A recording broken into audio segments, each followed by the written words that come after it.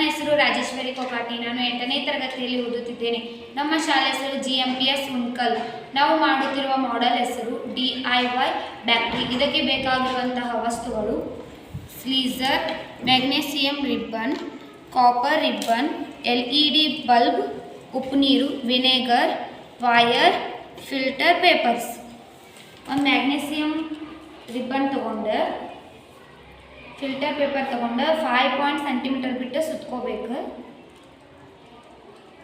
ಆಮೇಲೆ ಒಂದು ಕಾಪರ್ ತಗೊಂಡು ಅದ್ರ ಮ್ಯಾಗಿಟ್ಟು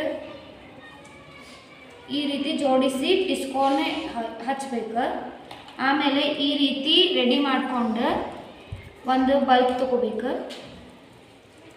ದೊಡ್ಡದಿದ್ದು ಕಾಪರ್ ಕಡೆ ಹಿಡಿದು ಸ್ವಲ್ಪ ಸಣ್ಣದಿರೋದನ್ನು ಮ್ಯಾಗ್ನೆಸಿಯಮ್ ಕಡೆ ಹಿಡಿದು ಉಪ್ಪು ನೀರೊಳಗಿಟ್ರೆ ಸ್ವಲ್ಪ ಜಾಸ್ತಿ ಲೈಟ್ ಹತ್ತೈತಿ.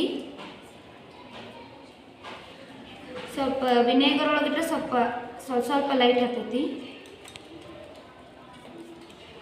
ಇದರಿಂದಾಗಿ ಎಲೆಕ್ಟ್ರಾನ್ಗಳು ಲೋಹದಲ್ಲಿ ಉಳಿಯುತ್ತವೆ. ಸ್ವಯಂ ಪ್ರೇರಿತ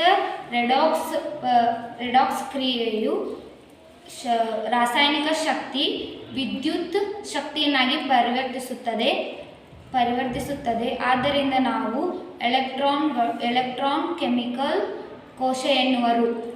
ವಿದ್ಯುತ್ ಪ್ರವಾಹ ಲೋಹದ ಜರಿಯ ದ್ರಾವಣ ಅದರ ಜರಿಯ ದ್ರಾವಣ